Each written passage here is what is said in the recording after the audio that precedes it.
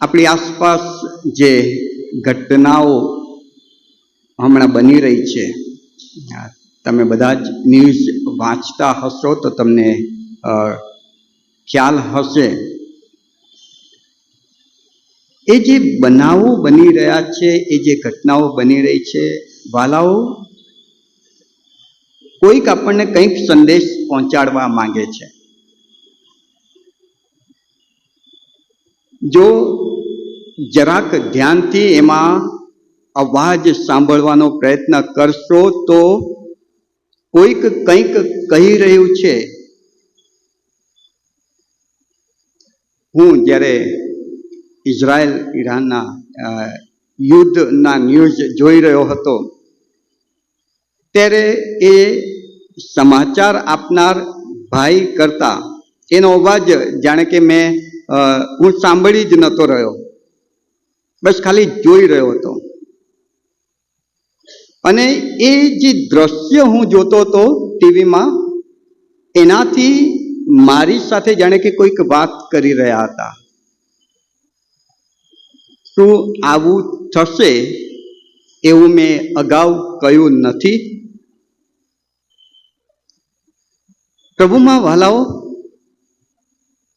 હમણાં ગયા અઠવાડિયે રાજકોટમાં જે વીજળી પડી,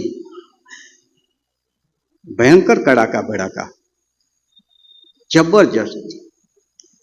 મેં તો પહેલી વાર એ અનુભવ કર્યો, આવા ભયંકર અવાજો. વાલાઓ, ગ્લોબલ ક્લાઇમેટ ચેન્જ, લડાઈઓની અફવાઓ, વર્લ્ડ ઇકોનોમીની અસ્થિરતા, સ્વાર્થની વધતી જતી અસરો, ધર્મ ત્યાગ, ઘણા ખરાનો ખ્રિસ્ત પરનો પ્રેમનું ઠંડુ થવું, આ બધું કંઈક કહી રહ્યું છે આપણને. એ દ્વારા કોઈક આપણી સાથે વાત કરવા માંગે છે. પણ કેટલાક લોકો એવું માને છે કે ના, આ તો બધું થાય છે, અગાઉ થયું હતું એ જ થઈ રહ્યું છે. પૃથ્વીના ઉત્પત્તિથી જે થતું હતું એ જ પાછું થાય છે. સભા શિક્ષક 1:9 સભા શિક્ષક કહે છે કે અગાઉ જે થયું હતું એ જ થાય છે, કશું નવું નથી થતું. ઘણા એવું માને છે. પણ વાલાઓ, જો તમે બાઇબલમાં માનો છો ને બાઇબલના ઈશ્વરને સમજો છો તો બાઇબલ બહુ સ્પષ્ટ છે કે ઈશ્વરે પોતાના શબ્દથી પૃથ્વીની રચના કરી. ત્યારબાદ માનવને એદનવાડીમાં મૂકવું, ત્યાં પાપનો પ્રવેશ, માનવ એદનવાડીમાંથી બહાર આવે છે, વસ્તી વધે છે, નૂહનું વહાણ આવે છે, જળ પ્રલયની વાત આવે છે. ત્યારબાદ ઇબ્રાહિમ દ્વારા ઇઝરાયલની પસંદગી, 12 કુળ, મિસરમાં જવું, મિસરમાંથી એમને મૂસા દ્વારા છોડાવીને ઈશ્વર આગળ લઈ જાય છે. ન્યાયાધીશો, રાજાઓ, એ બધાની ભેટ પ્રભુ તેઓને આપે છે. પ્રબોધકો આવીને એમને કહે છે કે ભાઈ, જે કંઈ થઈ રહ્યું છે એ એક લીટીમાં એક પછી એક ઈશ્વરે ગોઠવેલી વ્યવસ્થા પ્રમાણે થઈ રહ્યું છે. જોજો, જે થઈ ગયું છે એ જ પાછું નથી થઈ રહ્યું. દરેક બાબત અલગ અલગ ક્રમ અનુસાર 1 પછી 2, 2 પછી 3, 3 પછી 4, 4 પછી 5 એ રીતે થઈ રહી છે. અને માટે પ્રબોધકોએ પ્રબોધ કર્યો કે હવે મસીહ આવશે. એમની પ્રબોધ વાણી અનુસાર દુનિયાના ઇતિહાસમાં પ્રભુ ઈસુ ખ્રિસ્તની એન્ટ્રી થાય છે. ખ્રિસ્ત જન્મ્યા, ખ્રિસ્ત જીવ્યા, ખ્રિસ્ત વધસ્તંભ પર મૃત્યુ પામ્યા, ખ્રિસ્ત દટાયા, ખ્રિસ્ત પાછા ઉઠ્યા, ખ્રિસ્ત સર્વને દેખતા આકાશમાં ઉચકાઈ ગયા. એક પછી એક બનતી ઘટનાઓ છે. જે થઈ ગયું છે એ જ પાછું નથી થઈ રહ્યું. ખ્રિસ્તે જતા જતા કહ્યું કે હું પવિત્ર આત્મા મોકલી આપીશ, અને 50મા દિવસે એ ઈસુના વચન પ્રમાણે પવિત્ર આત્માનું આગમન, મંડળીની સ્થાપના. મંડળીની સ્થાપનાના દિવસથી મંડળીમાં વ્યક્તિઓનું ઉમેરાવું, વિશ્વાસી જનોની એમાં એન્ટ્રી થવી, અને દિવસે દિવસે ઈશ્વરના લોકો વધતા વધતા વધતા જઈ રહ્યા છે. આમાં ક્યાંક કોઈ બાબત રિપીટ થઈ છે? 1, 2, 3, 4, 5, 6, 7, 8. ફરી 1 નથી આવ્યું, ફરી 2 નથી આવ્યું, ફરી 3 નથી આવ્યું. કશું રિપીટ નથી થઈ રહ્યું. બધી જ બાબતો એક પછી એક બની રહી છે. અને અત્યારે મંડળીનો યુગ ચાલે છે, કૃપાનો યુગ ચાલે છે, કૃપાનો સમય કહેવાય છે. બાઇબલમાં બતાવ્યા પ્રમાણે હું તમને આ ગણતરી કરી રહ્યો છું.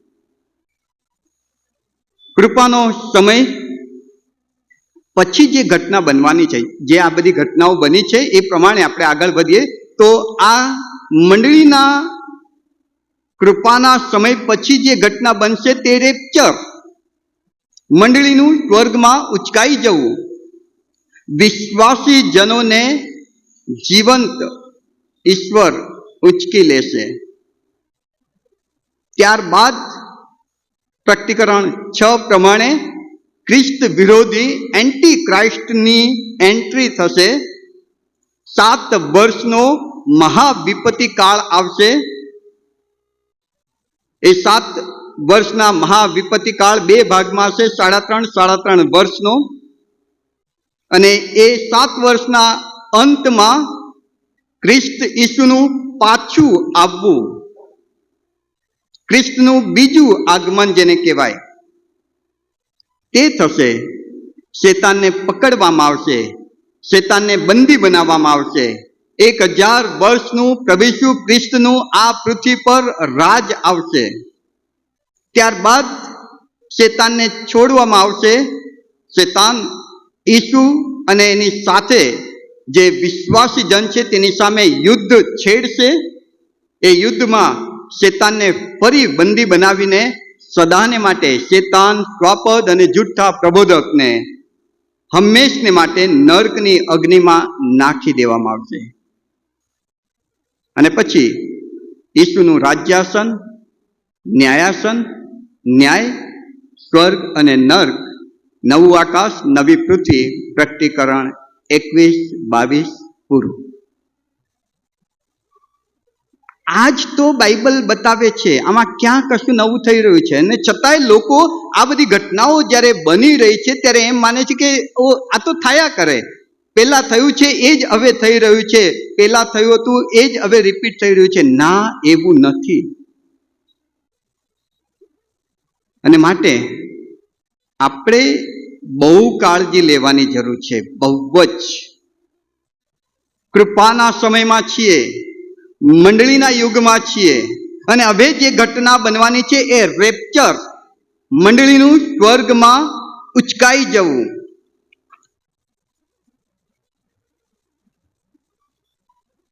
મંડળી એટલે સાર્વત્રિક મંડળી. સાર્વત્રિક એ કોઈ સીએનઆઈ, મેથોડિસ્ટ, અલાયન્સ એની વાત નથી. સાર્વત્રિક મંડળીને પ્રભુ સ્વર્ગમાં ઉચકી લેશે. સાર્વત્રિક મંડળીના સભ્યો કોણ ખબર છે?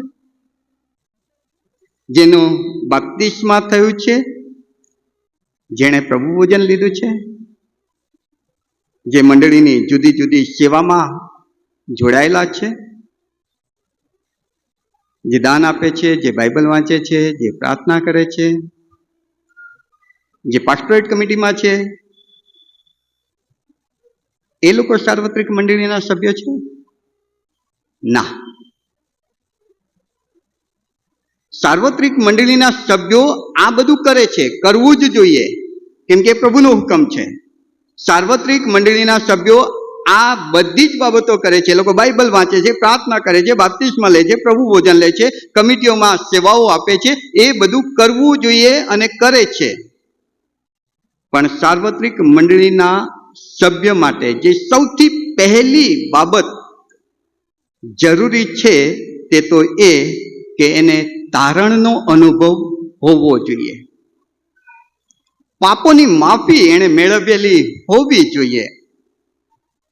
જેણે ઈસુને જીવન સોંપ્યું નથી એ સાર્વત્રિક મંડળીનો સભ્ય નથી. ચાહે તેણે બાપ્તિસ્મા લીધું હોય, ચાહે તેણે પ્રભુ ભોજન લીધું હોય, ચાહે તે કમિટીમાં સેવા આપતો હોય, ચાહે તે ગમે એટલા મોટા આગેવાન હોય, ચાહે તે જબ્બો પહેરીને ફરતા હોય, પણ જો એણે નવો જન્મ નથી પામ્યો. કેમ કે યોહાન 3 અને 5 ને 7 કલમમાં પ્રભુ ઈસુ ખ્રિસ્ત બહુ સ્પષ્ટ કહે છે કે જેણે નવો જન્મ નથી પામ્યો, જે આત્મા અને પાણીથી નથી જન્મ્યું, તે આકાશના રાજ્યમાં પ્રવેશ તો ઠીક, જોઈ પણ નહીં શકે.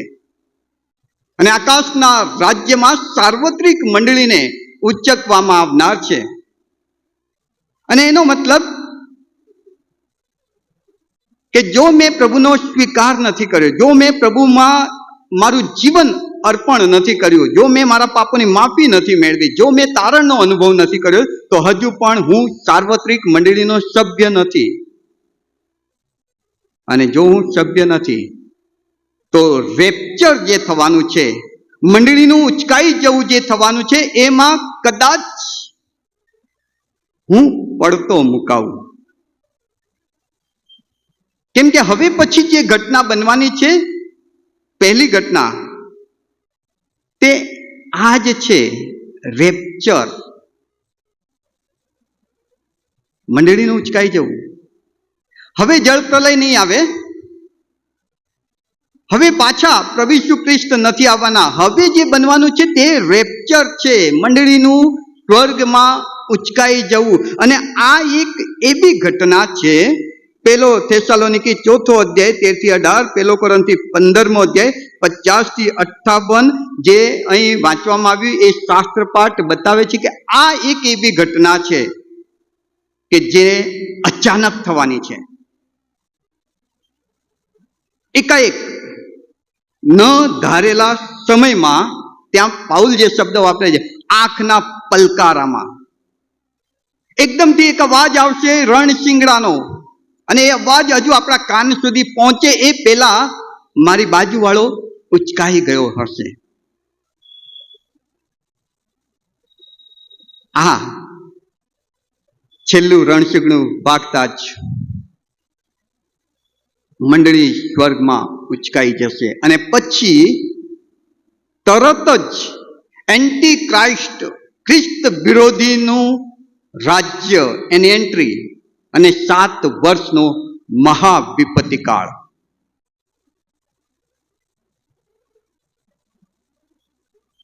પ્રભુમાં પ્રિયવાલાઓ, આ બહુ જ અગત્યની એવી બાબત કે જેનાથી ઘણી બધી વખત આપણે આંખાડા કાન કરી બેઠા છીએ.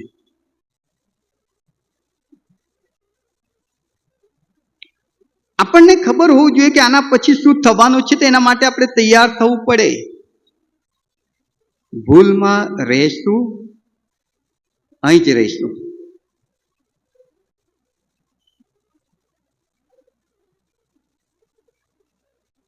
પ્રભુ ઈસુ ખ્રિસ્ત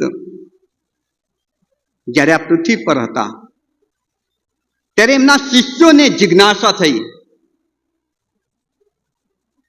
પ્રભુ આ બધું ક્યારે થશે? તમે જે કહી રહ્યા છો કે ઇતિહાસ એક પછી એક પાના ફેરવતા જાય છે, તે પ્રમાણે ઇતિહાસ આગળ વધતો જાય છે, કશું ફરી રિપીટ નથી થતું. તમારા ગોઠવેલા તખ્તા પ્રમાણે દુનિયા ગોઠવાતી જાય છે, દુનિયા એક પછી એક પ્રકરણ આગળ વધતું જાય છે. અને પ્રભુએ કહ્યું કે આના પછી જે થવાનું છે બહુ ભયંકર મહાવિપત્તિ કાળની વાત પ્રભુ કરે છે પોતાના શિષ્યોને. અને શિષ્યો ગભરાઈને કહે છે, પ્રભુ આ ક્યારે થશે? માથીની સુવાર્તાના 24મા અધ્યાયમાં જો તમે આવો તો ત્યાં માથી સુવાર્તા 24મો અધ્યાય 3 કલમમાં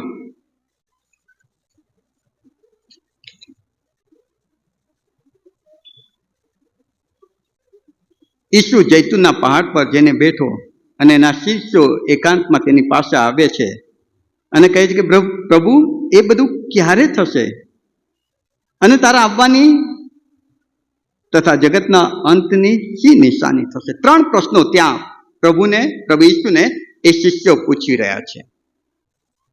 પહેલો પ્રશ્ન, પ્રભુ, મંડળીનું સ્વર્ગમાં ઉચકાઈ જવું ક્યારે થશે? પ્રભુનો બહુ સરસ જવાબ. 36મી કલમ, 24મા અધ્યાયની 36મી કલમ. તે ઘડી કે તે દહાડા સંબંધી બાપ વગર કોઈ જાણતું નથી, આકાશના દૂતો નહીં, તેમજ દીકરો પણ નહીં.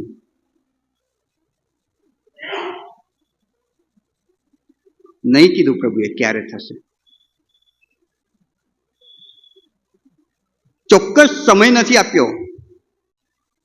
થશે એ વાત 100%ની છે, પણ ક્યારે થશે એ પ્રભુએ નહીં કહ્યું. પ્રભુએ શિષ્યોએ પૂછ્યું કે પ્રભુ એ ક્યારે થશે? ત્યારે પ્રભુ કહે છે કે એ બાબત સંબંધી દૂતોય નથી જાણતા, દીકરોય નથી જાણતા, બાપ વગર કોઈને ખબર નથી. ત્યારે શિષ્યો બીજો પ્રશ્ન પૂછે છે, તો પછી તારા આવવાની નિશાની શું? તો એ પ્રશ્નનો જવાબ આપો પ્રભુ, કે તમારા આવવાની નિશાની શું? અને પ્રભુ એનો પણ જવાબ સ્પષ્ટ નથી આપતા. પણ જે વાત કરે છે એ બહુ મજાની છે. 24મા અધ્યાયની 4થી કલમથી તમે જુઓ, બહુ મજાની વાત પ્રભુ પોતાના શિષ્યોને કહે છે. ઈસુએ ઉત્તર દીધો કે સાવધાન રહેજો, કોઈ તમને ભમાવે નહીં, કેમ કે હું તો ખ્રિસ્ત છું એમ કહેતા ઘણા મારા નામે આવશે, તેઓ ઘણાને બોલાવશે. લડાઈઓની અફવાઓ તમારા સાંભળવામાં આવશે. જોજો, ગભરાતા ના, કેમ કે બધું થવાનું છે. એટલેથી અંત નહીં આવે, કેમ કે પ્રજા પ્રજાની વિરુદ્ધ, રાજ્ય રાજ્યની વિરુદ્ધ ઉઠશે. દુકાળો, મરકીઓ, ઠેક ઠેકાણે ધરતીકંપ, એ બધું દુઃખનો આરંભ જ છે.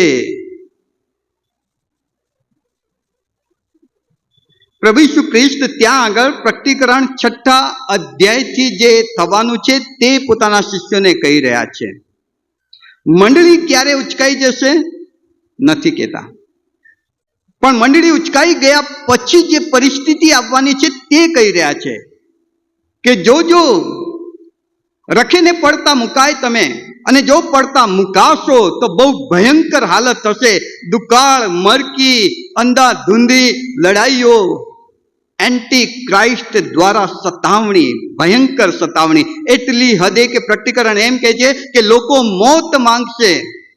લોકો પહાડોને કહેશે કે અમારા પર પડો, અમને મારી નાખો, પણ મોત નહીં આવે. એટલી ભયંકર પરિસ્થિતિ.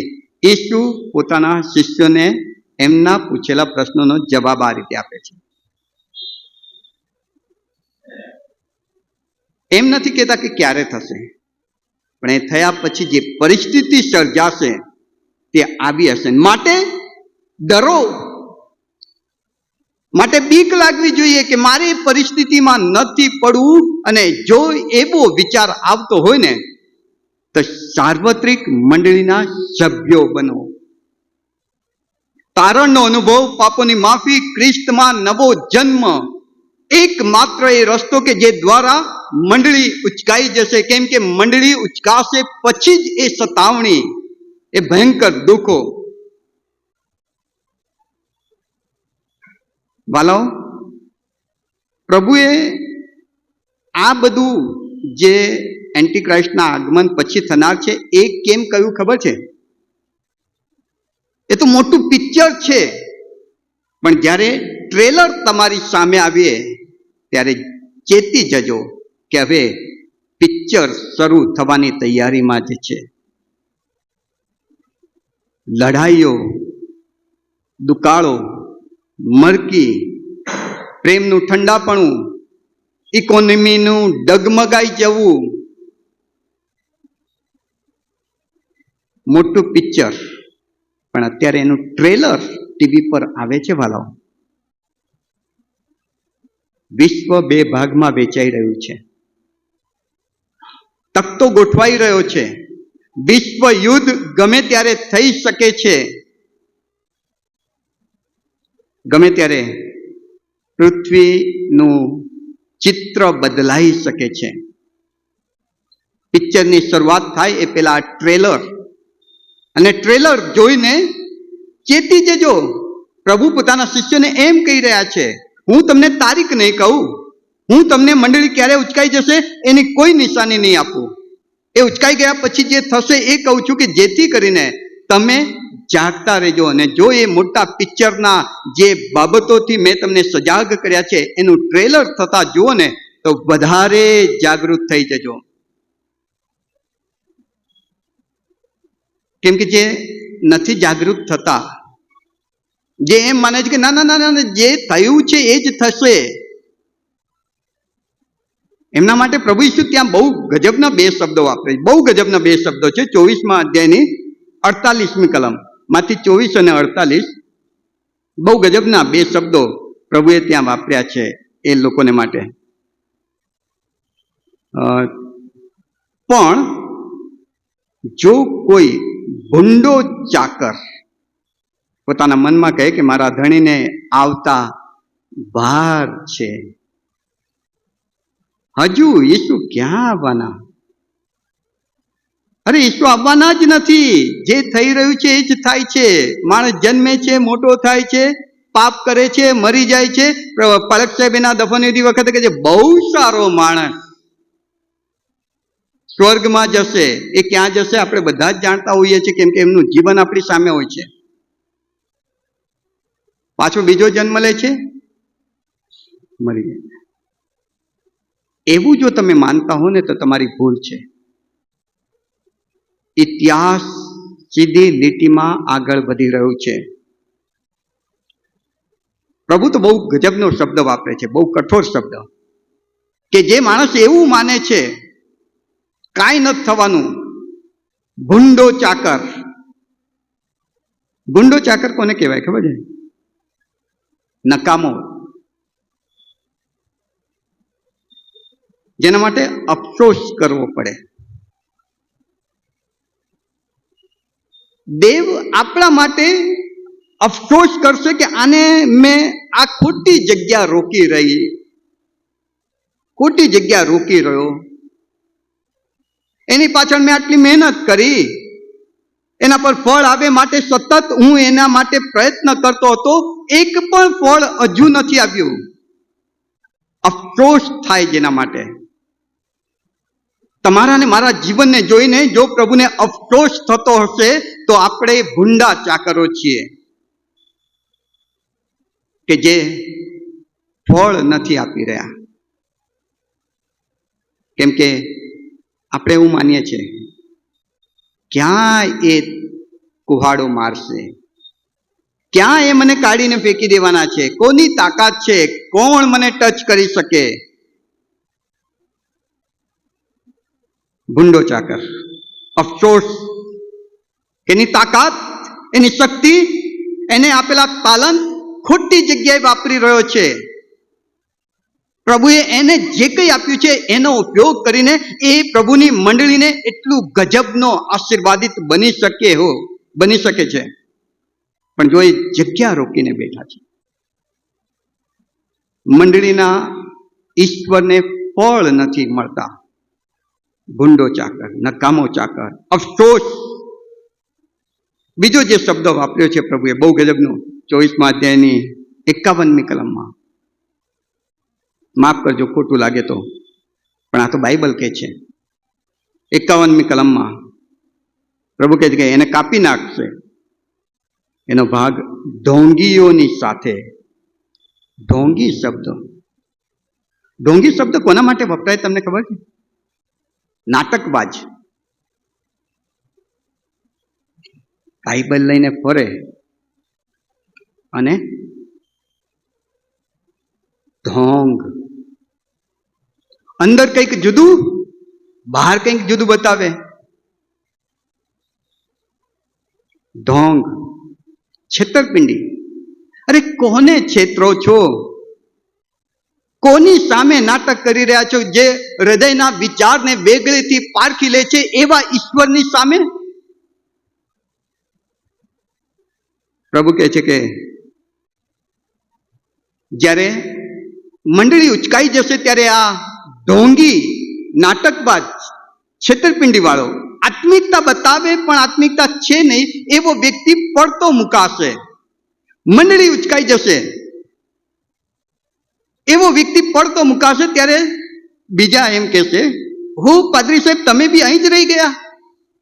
તમે તો જબ્બો પહેરીને મોટા મોટા ભાષણ આપતા હતા ને.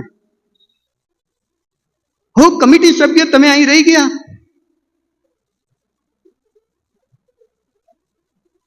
તમે તો સારી પ્રાર્થના કરાવતા હતા ને. તમે તો બાઇબલ સરસ વાંચતા હતા. તમે તો સુવાર્તા પ્રચારના કામ કરતા હતા. તમે તો નવા વિશ્વાસીઓને માટે આશીર્વાદિત બની જતા હતા, પ્રાર્થના કરાવતા હતા. તમે રહી ગયા? રહી જ જાય. કેમ? કેમ કે સાર્વત્રિક મંડળીના સભ્ય નથી બન્યા. સાર્વત્રિક મંડળીના સભ્યને પ્રભુ ઉચકવાના છે. સેનાઈ રાજકોટને નહીં, પણ સેનાઈ રાજકોટમાં જે સાર્વત્રિક મંડળીના સભ્ય છે કે જેણે પાપોની માફી મેળવી છે, જેણે નવો જીવન પામ્યા છે, જેણે અનંત જીવન મેળવ્યું છે, એને પ્રભુ ઉચકવાના છે. બાકીના પડતા મુકાશે. અને પડતા મુકાશે એ લોકો કે માથીના 7મા અધ્યાયની 22મી કલમમાં એ લોકો પ્રભુને, ઓ પ્રભુ, તારા નામે મેં પ્રબોધ કર્યો છે, તારા નામે મેં ભૂતોને કાઢ્યા છે, તારા નામે મેં પરાક્રમી કાર્યો કર્યા છે, અને તોય તમે મને પડતો મૂક્યો. પ્રભુ કહે છે કે તું નકામો અને ભૂંડો અને ઢોંગી. વાલાઓ, એ કેવું ચિત્ર હશે કે જ્યારે તમે ને હું કરદરતા હોઈએ, પ્રભુ તારા નામે મેં પ્રબોધ કર્યો તો અને તું મને પડતો મૂકી દીધો. કેવું ચિત્ર હશે! ભયંકર, બહુ જ ભયંકર. જો સાર્વત્રિક મંડળીના સભ્ય નથી બન્યા ને વાલાઓ, પડતા મુકાશે. ત્રીજો પ્રશ્ન શિષ્યોએ, પ્રભુએ જ્યારે બીજા પ્રશ્નનો બી જવાબ નહીં આપ્યો ત્યારે પ્રભુએ શિષ્યોએ ત્રીજો પ્રશ્ન પૂછ્યો. ઓકે પ્રભુ, એક કામ કરો, જગતના અંતની નિશાની શું થશે એ તો કહો. એક તો હિન્ટ આપો, કંઈક તો અણસાર આપો. તમારું આગમન ક્યારે થશે પૂછ્યું, જવાબ નથી આપતા. જગતના અંતની નિશાની શું થશે? અને પ્રભુએ જે નિશાની આપી, બહુ ગજબની આપી, એમાં સ્પષ્ટ જવાબ નથી આપતા, પણ 24મા અધ્યાયની 37 થી 39મી કલમ. નિશાની એ છે કે જેમ નૂહ વહાણમાં ચડી બેઠો એ સમયે ઘણા ખાતા પીતા પરણતા પરણાવતા હતા, અને જળ પ્રલય આવ્યો, બધું જ ખલાસ.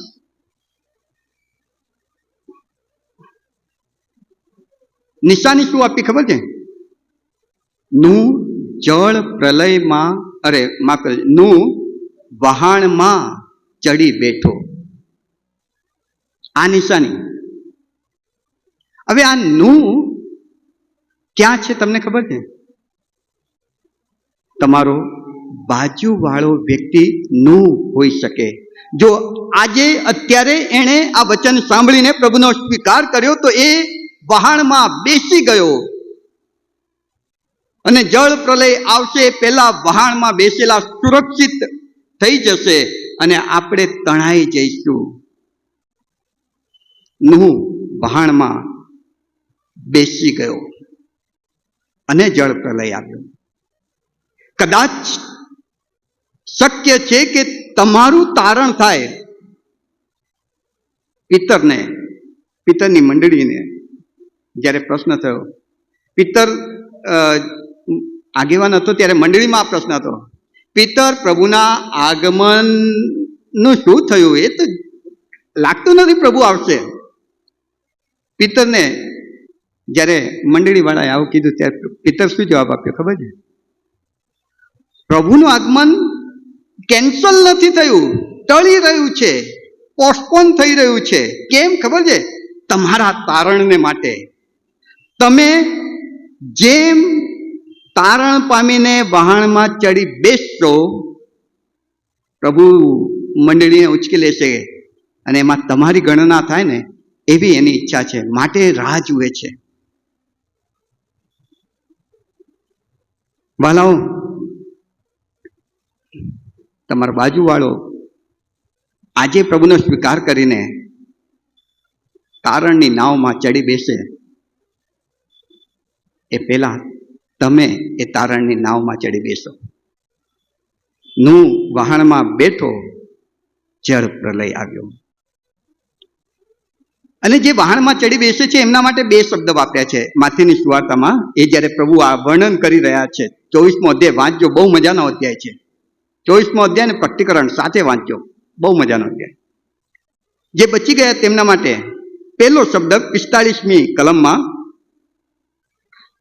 જે ચાકરને એનો ધણી પોતાના ઘરનાને વખતસર ખાવાનું આપવા માટે પોતાના ઘરના કારભારી ઠરાવ્યો છે, તેવો વિશ્વાસુ અને બુદ્ધિમાન ચાકર. બે શબ્દ વાપર્યા છે, વિશ્વાસુ. કોણ પ્રભુના લોક તરીકે સ્વર્ગમાં ઉચકાઈ જવાના છે? વિશ્વાસુ. વિશ્વાસુ એટલે કોણ ખબર છે? પ્રભુ તમને ને મને વિશ્વાસુ બનવા માટે કૃપા આપે છે. તને મેં એક તાલંત આપ્યું, તે એનો કેવો ઉપયોગ કર્યો? મંડળીના વૃદ્ધિને માટે કે પછી બીજી રીતે? મને મળેલા તાલંતનો, મને મળેલી એ તકને, મને મળેલી એ ઓપોર્ચ્યુનિટીને, એ સમયને, એ સત્તાને, એ અધિકારને જો હું પ્રભુના મહિમાને માટે વાપરું છું તો હું વિશ્વાસુ છું, નહીં તો નકામો ભૂંડો. અને પ્રભુ ઈચ્છે છે કે તમે વિશ્વાસુ બનો. અને એના માટે પ્રભુ બીજો શબ્દ વાપરે છે, બુદ્ધિમાન ચાકર. બુદ્ધિમાન કોણ? કે જે દુઃખ, મુશ્કેલી, વિપત્તિ, વેદના, એ બધું તોફાન આવતું હોય એ જાણીને પોતાને સુરક્ષિત કરી દે, એને બુદ્ધિમાન કહેવાય. જો તમને ખબર પડે કે આ ચર્ચ ઉપર બોમ્બ પડવાનું છે અને તોય તમે અહીં બેસી રહો ને તો મૂર્ખ કહેવાય. ખબર હોય અને તોય તમે બેસી રહો તો. પણ ખબર પડે કે 10 ને 10 કલાકે ચર્ચ પર બોમ્બ પડવાનું છે, પાક્કું છે, તો તમે પોતાને બચાવી લો તો તમે બુદ્ધિમાન કહેવાઓ. સુરક્ષિત જગ્યાએ તમે ચાલ્યા જાઓ, બુદ્ધિમાન કહેવાય. પ્રભુ કહે છે કે બુદ્ધિમાન બનો, બુદ્ધિમાન ચાકર. વાલાઓ, તમારે ને મારે બુદ્ધિમાન ચાકર બનવાની જરૂર છે, ભૂંડો, નકામો કે ઢોંગી નહીં. અને માટે આ બધું જે બની રહ્યું છે, ઇઝરાયલ પર એટેક ને બીજા ગલ્ફના કન્ટ્રીઝ જે રીતે સ્ટેટમેન્ટ આપી રહ્યા છે, વિશ્વની ઇકોનોમી જે રીતે થઈ રહી છે, ગ્લોબલ ચેન્જિંગ જે રીતે થઈ રહ્યા છે, આ બધું જોઈને જો તમે પોતાનો બચાવ નથી વિચારતા તો તમે બુદ્ધિમાન નથી. બુદ્ધિમાન વ્યક્તિ નિશાની જોઈને સમજી જાય કે હવે શું થવાનું છે અને પોતાના બચાવનું વિચારે.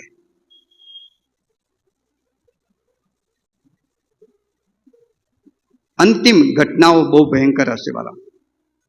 પ્રકટીકરણ 20માં જે વાંચવામાં આવ્યું, 6થા અધ્યાયથી વાંચજો તમે.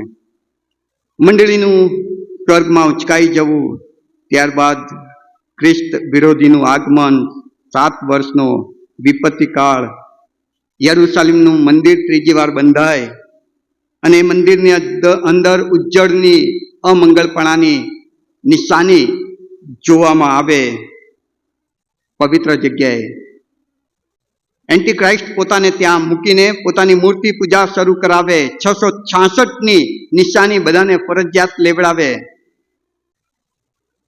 યહૂદીઓનું આખા વિશ્વમાં વેરાઈ જવું, ગોગ મગોગનું યુદ્ધ, 20મો અધ્યાય 8મી કલમ, ખ્રિસ્તનું આગમન સફેદ ઘોડા પર, પ્રકટીકરણ 19, હર મિગદોનનું યુદ્ધ, પ્રકટીકરણ 16, ખ્રિસ્તનું 1000 વર્ષનું રાજ્ય, પ્રકટીકરણ 20, મોટો અજગર, શેતાન, શ્વાપદ, જૂઠો પ્રબોધક, એ સર્વને પકડવામાં આવશે, પ્રકટીકરણ 20, એનો નાશ,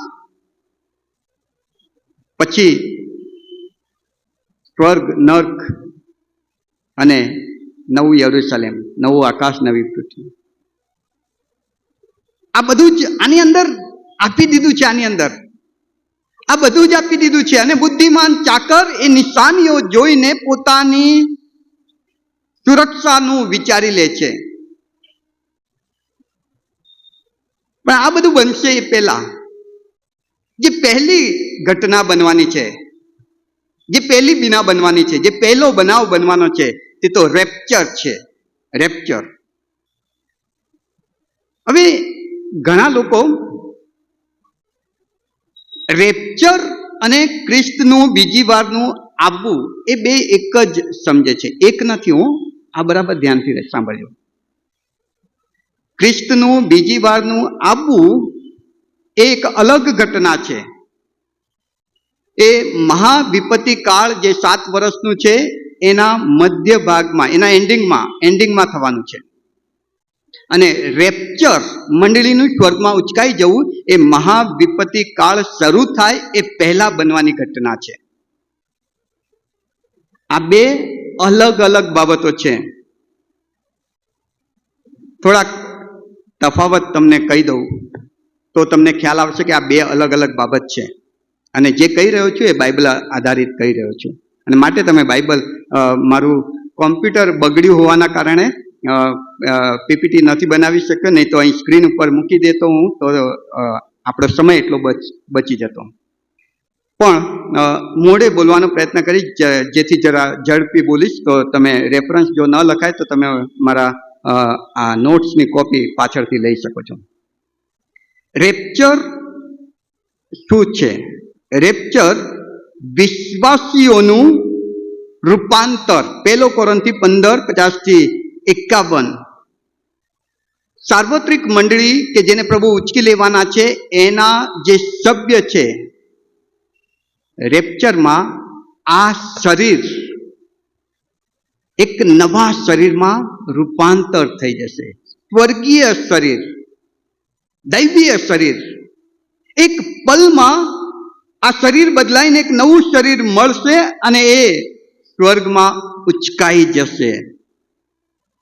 જ્યારે ખ્રિસ્તના બીજા આગમનમાં શરીરનું બદલાવું નહીં હોય, લોકો જેવા છે એવા જ હશે. 15મા અધ્યાયની 40, 48, 49 ક્રમ. રેપ્ચરમાં સ્વર્ગમાં વિશ્વાસીઓ ઉચકાઈ જશે. 1 થેસ્સલોનિકી 4 અધ્યાય 17મી કલમ. જ્યારે ખ્રિસ્તના બીજા આગમનમાં ઈસુ ખ્રિસ્ત પૃથ્વી પર 1000 વર્ષનું રાજ કરવા આવે છે અને એની સાથે પોતાના લોકોને જે ઉચકાઈ ગયા હતા એમને પણ સાથે લાવે છે અને બધા જ 1000 વર્ષનું રાજ્ય કરે છે. મિલેનિયમ જેને શબ્દ વાપરવામાં આવે છે. રેપ્ચરમાં ન્યાય નથી થવાનો. આ બહુ સમજવા જેવી બાબત છે. ખ્રિસ્તનું બીજું આગમન અને રેપ્ચરમાં જે તફાવત છે એ કહી રહ્યો છે. રેપ્ચરમાં બદલાઈ જઈશ, ઉચકાઈ જઈશ, ન્યાય નથી. પણ ઈસુ ખ્રિસ્તનું બીજું આગમન જ્યારે થશે ત્યારે બાઇબલ પ્રકટીકરણ 20:12-15 કહે છે કે ન્યાય કરવામાં આવશે. ઈસુ આવશે અને ન્યાય કરશે. અને માટે ઈસુનું બીજું આગમન અને રેપ્ચર અલગ છે. રેપ્ચરમાં ગમે ત્યારે એ થશે એની કોઈ નિશાની નથી, કોઈ આગાહી નથી. બસ આંખના પલ. એ કદાચ હમણાં થઈ શકે છે, એ કદાચ આજે બપોરે 3 વાગે થઈ શકે છે, એ કદાચ રાત્રે 12 વાગે થઈ શકે. કોઈ નિશાની નથી રેપ્ચરની, કોઈ એંધાણી નહીં. જ્યારે ખ્રિસ્તના બીજા આગમન માટેની ઘણી બધી આગાહી વચનો બાઇબલમાં આપવામાં આવ્યા છે કે જ્યારે ખ્રિસ્તનું બીજું આગમન થશે ત્યારે શું થશે. માથી 24મો અધ્યાય ને માર્ક ને લૂક ને યોહાન અને પ્રકટીકરણ, આ બધું ઈસુના બીજા આગમન વખતે, જેમ કે જખારિયા કહે છે કે ઈસુ બીજી વાર આવશે ત્યારે જૈતુન પર્વત પર આવશે. રેપ્ચર માટે કોઈ આગાહી નથી. શિષ્યોએ પૂછ્યું, ઈસુ ક્યારે થશે? નહીં કહું. અરે નિશાની તો આપો. નહીં કહું. પણ ઈસુ જ્યારે આવશે એની ઘણી બધી નિશાનીઓ છે. રેપ્ચર એ ફક્ત વિશ્વાસીઓ માટે જ બનવાની ઘટના છે, આખા વિશ્વને માટે નહીં. મંડળીનું સ્વર્ગમાં ઉચકાઈ જવું એ ફક્ત ઈસુમાં જેમણે નવો જીવનનો અનુભવ કર્યો છે એમના માટે જ બનતી ઘટના છે. પણ ઈસુનું બીજી વારનું આગવું આવવું, એકવાર ક્યારે આવ્યા ઈસુ? હલો, ક્યારે આવ્યા? જ્યારે આપણે સૂટ પહેરીને આવીએ છીએ. કયો દિવસ સૂટ પહેરીને આવીએ છીએ? નાતાલ. એ પહેલી વાર ઈસુ આવ્યા પૃથ્વી પર. અને હવે બીજી વાર આવશે ત્યારે ન્યાય કરવા આવશે. અને જ્યારે બીજી વાર આવશે ત્યારે ઈસુ પર વિશ્વાસ કરનારા લોકો નહીં હોય, કેમ કે એ તો ઉચકાઈ ગયા. અને ઈસુ જ્યારે આવે ત્યારે એમની સાથે આવશે રાજ કરવા. એટલે ઈસુના બીજા આગમનમાં પૃથ્વી પર મંડળી નહીં હોય. રેપ્ચર અને ઈસુના બીજા આગમનમાં તફાવત. રેપ્ચર એટલે મહાવિપત્તિ કાળની શરૂઆત થશે. રેપ્ચર જેવું થશે, જેવું મંડળી ઉચકાઈ જશે, 7 વર્ષનો મહાવિપત્તિ કાળની શરૂઆત થશે. જ્યારે ઈસુનું બીજું આગમન એ મહાવિપત્તિ કાળના અંત ભાગમાં થનાર છે. રેપ્ચર શરૂઆતમાં અને ઈસુનું બીજું આગમન એ અંત ભાગમાં. રેપ્ચરમાં ઈસુ પૃથ્વી પર આવવાના નથી, વાદળોમાં દેખાવાના છે. દેખાશે, જોઈ શકાશે. જેણે વિશ્વાસ કર્યો છે તે જો સ્ટેફનને જ્યારે લોકો પથ્થરે મારતા હતા ને ત્યારે એણે બૂમ પાડી કે હું ઈસુને મારા આગમનને માટે ઊભા રહેલા જોઉં છું. એ જોઈ શકતો હતો ઈસુને. રેપ્ચરમાં ઈસુ વાદળામાં દેખાશે, પૃથ્વી પર નહીં આવે, વાદળામાં દેખાશે અને લોકો ઉચકાઈ જશે ઈસુને મળવા. જ્યારે ઈસુનું બીજું આગમનમાં ઈસુ આ પૃથ્વી પર આવશે. જખારિયા 14:5 કહે છે કે જૈતુન પર્વત પર આવશે. બીજી એક અગત્યની વાત, જ્યારે રેપ્ચર થશે ત્યારે એમાં શેતાન વિશે કોઈ ઉલ્લેખ નથી. શેતાન ક્યાં છે, શું કરી રહ્યો છે, કશું જ ખબર નહીં. રેપ્ચરની ઘટના બનશે ત્યારે શેતાનની કોઈ બાબત નોંધ નથી. ક્યાંક પોતાનો છુપો એજન્ડા ચલાવતો હશે.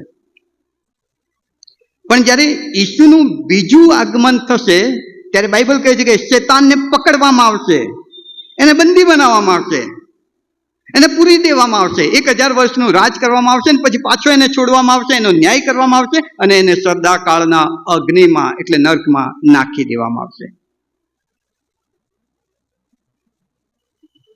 છેલ્લી ને અંતિમ બાબત, રેપ્ચર અને ઈસુના બીજા આગમનનો તફાવત. રેપ્ચરમાં ઈસુ વાદળા પર છે એ ફક્ત એ જ લોકો જોઈ શકશે કે જે ઉચકાઈ જવાના છે. આખી પૃથ્વી ઈસુને વાદળા પર જોશે નહીં. પણ જ્યારે ઈસુનું બીજા સમયનું આગમન થશે ત્યારે પ્રકટીકરણ 1:7, જખારિયા 12:10 અને પ્રકટીકરણ 20:12 કહે છે કે દરેક આંખ ઈસુને આવતા જોશે. દરેક આંખ. એ ચાહે ઈસુ પર વિશ્વાસ કરતી વ્યક્તિ હશે કે ઈસુ પર વિશ્વાસ ન કરતી વ્યક્તિ હશે. કેમ કે ઈસુના બીજા આગમન વખતે બી ઘણા એ મહાવિપત્તિ કાળમાં ઈસુનો સ્વીકાર કરનારા એ સમયે પૃથ્વી પર હશે. આ બે અલગ અલગ તફાવત છે. અને માટે વાલાઓ, આ રેપ્ચર મંડળીનું ગગનમાં ઉચકાઈ જવું એ ચિત્ર બહુ જ ક્લિયર કરી દો. અને આ વાત વાલાઓ બાઇબલ શરૂઆતથી આપણને કહે છે કે આ આપણા ઈશ્વરની આ જ સમજણ છે, આપણા ઈશ્વરની આ જ પદ્ધતિ છે.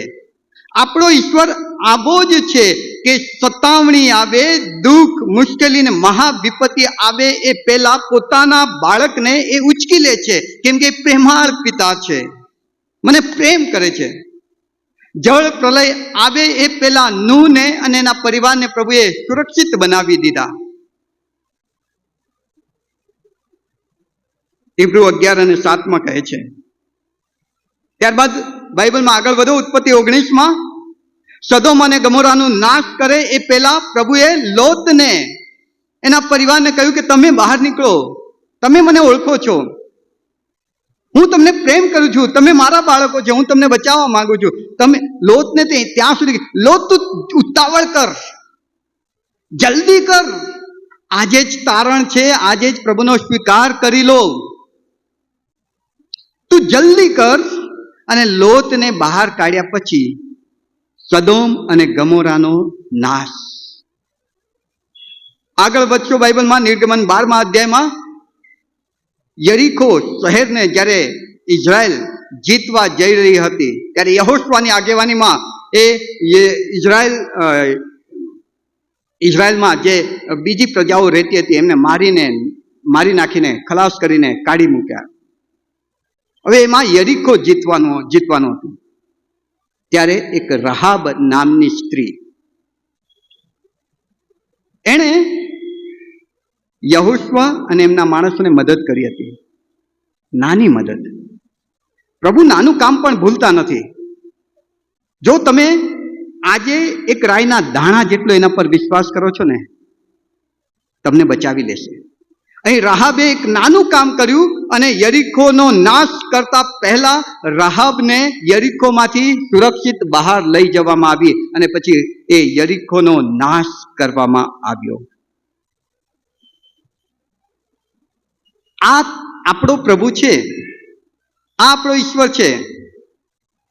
અને માટે રેપ્ચર એટલે જ જરૂરી છે કે મહાવિપત્તિ કાળ આવે પહેલા પ્રભુ પર પ્રેમ કરનારા, પ્રભુને ઓળખનારા, પ્રભુને જાણનારા લોકોને પ્રભુ સ્વર્ગમાં ઉંચકી લેશે. આમાં પ્રભુનું પ્રેમાળપણું અને પ્રભુનો કોપ બંને એ સમયે સાથે પ્રગટ થશે. આટલી બધી તક આપ્યા પછી બી તે મારો સ્વીકાર નહીં કર્યો તો હવે તું પડતો રહે. તારી બાજુના વ્યક્તિ જેણે કશું જ નથી કર્યું પણ ખાલી એક જ નાની પ્રાર્થના કરી કે પ્રભુ તું તારા રાજ્યમાં આવે તો મને સંભાળજે, એને હું ઉંચકી લઉં છું. આ પ્રભુની દયા છે. અને એ જ ઘડીએ બીજો ચોર એના જ પાપમાં મૃત્યુ પામે છે. એ પ્રભુનો કોપાયમાન સ્વભાવ છે. રેપ્ચર થવું, મહાવિપત્તિ કાળની શરૂઆત થવી. રેપ્ચરમાં પ્રભુની દયા છે તો મહાવિપત્તિ કાળની શરૂઆત પૃથ્વી પર થાય. એમાં ઈશ્વરનો કોપ છે. ઈશ્વરનો કોપ એ મુદ્રા, 7 મુદ્રા તોડવામાં આવે છે, ઓળિયું તોડવામાં આવે છે અને 7 મુદ્રાના રૂપમાં, 7 પ્યાલાના રૂપમાં, 7 રણશિંગડાના રૂપમાં પૃથ્વી પર ઈશ્વરનો મહાકોપ.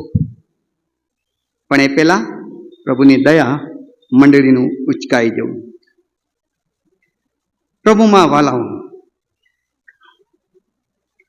રેપ્ચરથી જે ફાયદા છે ને એ હું કદાચ છેલ્લે તમને જણાવી દઉં કે જેથી કરીને કદાચ હજુ તમારા મનમાં ઢચું પચું છો ને તમે પ્રભુને સ્વીકાર કરવામાં, તો આ ફાયદા જોઈને એ લાલચમાં પણ પ્રભુનો સ્વીકાર કરીને સાર્વત્રિક મંડળીના સભ્ય તમે બની જાઓ. પહેલો ફાયદો,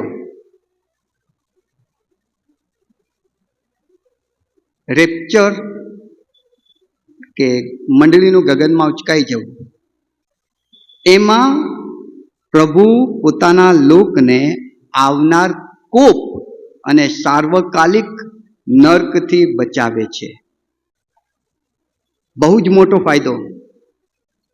અરે જીયા તો ક્યાં જીયા, 50 સાલ, 60 સાલ, 70, 80, 100 સાલ, શું આ જીવન છે 100 વર્ષનું. હમણાં ઘડીકમાં મારા તો 50 ક્યારે થયા ને એ મને ખબર નહીં. આ તો ઘૂંટણ દુખે છે પછી ખબર પડે કે 50 થઈ ગયા. એટલું ઝડપી આ જીવન જતું રહે છે. પણ રેપ્ચર કે સાર્વત્રિક મંડળી અનંતકાલિક જીવન ભોગવશે. અનંતકાલિક જીવન. તમને સોનાની એક વીંટી જોઈએ કે સોનાની આખી ખાણ જોઈએ? 70, 80, 100 વર્ષનું જીવન જોઈએ કે અનંતકાલિક જીવન જોઈએ?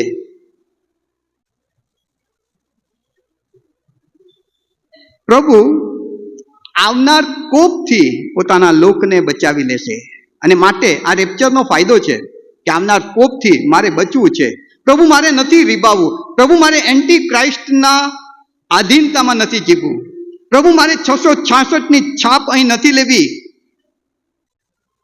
પ્રભુ મારે એ ભયંકર સતાવણીમાંથી નથી પસાર થવું. પ્રભુ કહે છે કે તો એક કામ કર, તો આજે પ્રભુનો મારો સ્વીકાર કરી લે, આજે તું ઈસુનો સ્વીકાર કરી લે. રેપ્ચરમાં તારી ગણના થશે, તને ઉંચકી લઈશ અને પછી મારો કોપ રેડીશ. આ રેપ્ચરનો ફાયદો છે. બીજો એક ફાયદો યોહાન 14 બીજી કલમમાં પ્રભુ ઈસુ પોતાના શિષ્યોને કહે છે, મારા બાપના ઘરમાં રહેવાના ઠેકાણા ઘણા છે. અને જ્યારે રેપ્ચર થશે ત્યારે જે લોકોને પ્રભુ ઉચકી લેવાના છે એ બાપના ઘરે જશે અને ત્યાં રહેવાના ઘણા ઠેકાણા છે. અહીંનું ઘર તો પાણી પડે છે, અહીંનું ઘર પાણી પડે, તૂટી જાય. અદ્ભુત જેના સોનાના રસ્તા છે, જેના હીરા માણેકથી જડેલી ભીતો છે, એવું ઘર આપણને મળવાનું છે. આ ફાયદા બતાવું છું. સાર્વત્રિક મંડળીના સભ્ય તમે બનો તો બાપના ઘરે રહેવાની તક મળશે.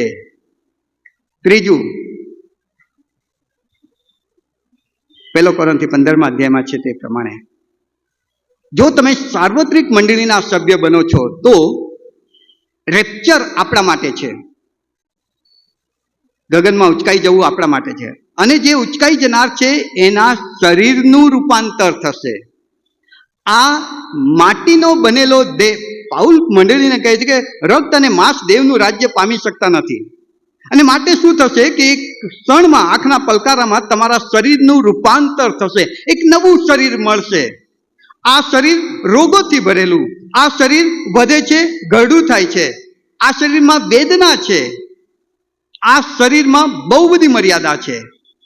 પણ જ્યારે રેપ્ચરની વાત આવે છે, જ્યારે સાર્વત્રિક મંડળીનો સભ્ય હું બનું છું, ત્યારે મને એક નવું શરીર મળવાનું છે, દૈવીય શરીર મળવાનું છે, સ્વર્ગીય શરીર મળવાનું છે. કેટલી અદ્ભુત એ બાબત! બીજો એક પોઈન્ટ, રેપ્ચરથી થતો ફાયદો પ્રકટીકરણ 4 આપવામાં આવ્યું છે. ન્યાય. જો તમે પ્રભુના સાર્વત્રિક મંડળીના સભ્ય બનો છો પ્રભુ ઈસુનો સ્વીકાર કરીને, તો જ્યારે પ્રભુ ન્યાયાસન પર બેસે, ન્યાય અલગ પ્રકારનો છે. અહીં જે વાત કરી રહ્યો છે, એક ન્યાય તો પ્રભુ ઈસુ ખ્રિસ્તના બીજા આગમન વખતે થશે, એ ન્યાયની વાત નથી કરતો. આ જે ન્યાય છે તે, જો જે વ્યક્તિ પ્રભુ ઈસુનો સ્વીકાર કરે છે ને એનો ન્યાય નથી થતો, એ તમે યાદ રાખજો. કેમ કે એનો ન્યાય તો વધસ્તંભ ઉપર થઈ ગયો. મેં પાપ કર્યું હતું, મને શિક્ષા થવી જોઈતી હતી અને એ દેવનો ન્યાય હતો, પણ મારી શિક્ષા ઈસુએ ભોગવી લીધી. એટલે મેં જ્યારે ઈસુનો સ્વીકાર કર્યો ત્યારે મારા વતી ઈસુએ ભોગવેલી એ શિક્ષામાં મારો ન્યાય થઈ ગયો છે, એટલે મારો બચાવ થઈ ગયો છે. પણ જ્યારે રેપ્ચરની વાત આવે છે ત્યારે શું થશે ખબર છે? ઈસુ બધાને એક એક બોલાવીને કહેશે કે બેટા, તને મેં એક તાલંત આપ્યું હતું અને તાલંતનો તે બહુ ગજબનો ઉપયોગ કરીને 2 કમાયો છું. શાબાશ! રિવોર્ડ મળશે, બદલો મળશે. ઠંડા પાણીનું પ્યાલું મેં કોઈકને પાવ્યું હતું, મેં પ્રભુનો સ્વીકાર કર્યો છે, ત્યારે ઉપર હું જઈશ ત્યારે પ્રભુ કહે છે કે તે મને પાણી પાયું હું તરસ્યો હતો ત્યારે, તે મને કપડાં પહેરાવ્યા જ્યારે હું નાગો હતો, તે મારી ખબર લીધી જ્યારે હું માંદો હતો. પેલા કહે પ્રભુ ક્યારે? અરે તે જે સેવાઓ કરી મને સ્વીકાર્યા પછી એ બધી જ મેં નોંધી છે. અને માટે આવ મારા બાપના વિશ્વાસુ, તારા માટે તૈયાર કરેલું એ સ્વર્ગીય આશીર્વાદનો વારસો લે. રિવોર્ડ મળશે, બદલો મળશે આશીર્વાદના સ્વરૂપમાં. 5મી બાબત, હલવાનના લગ્ન જમણમાં ભાગ મળશે. હલવાનના લગ્ન જમણમાં ભાગ લેવો એ બહુ મોટો આશીર્વાદ છે.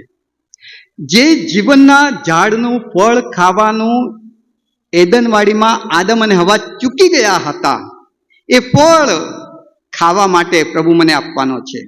રેપ્ચરનો આ બહુ મોટો ફાયદો.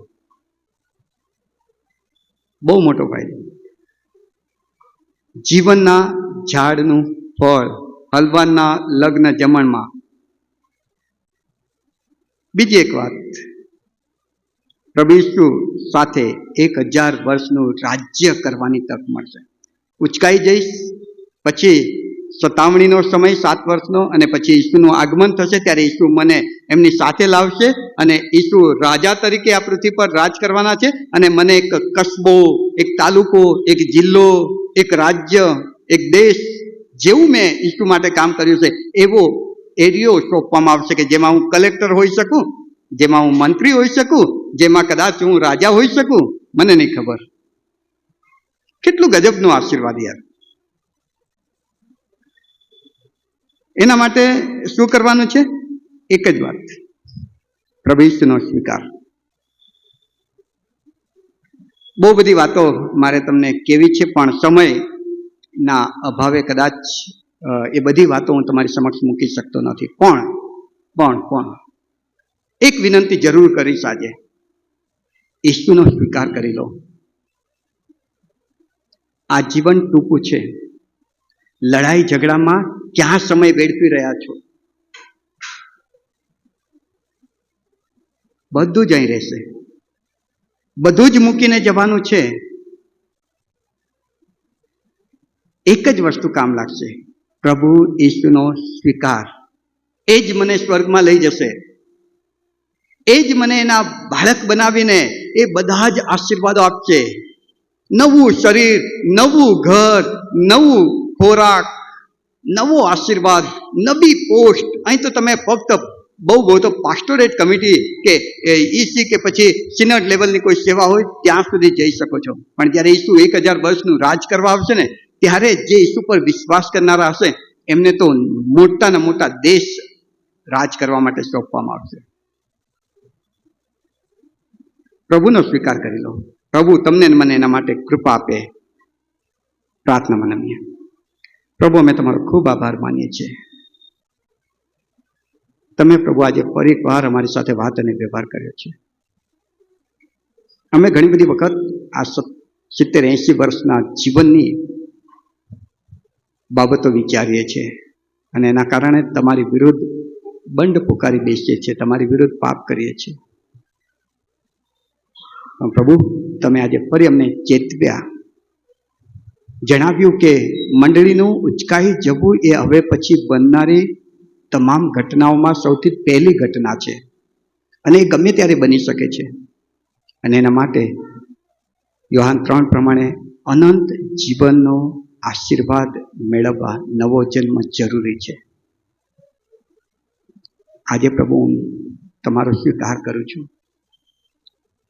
તમને મારા જીવનના માલિક પ્રભુ ઈસુ તરીકે સ્વીકાર કરું છું. મારા પાપોની કબૂલાત કરીને એ પાપોનો ત્યાગ કરું છું. પ્રભુ, મારા પાપોની માફી આપો અને તમારામાં જીવન જીવવા માટે કૃપા આપો. ઈસુ પ્રભુના નામમાં માગું છું. આમેન. આમેન.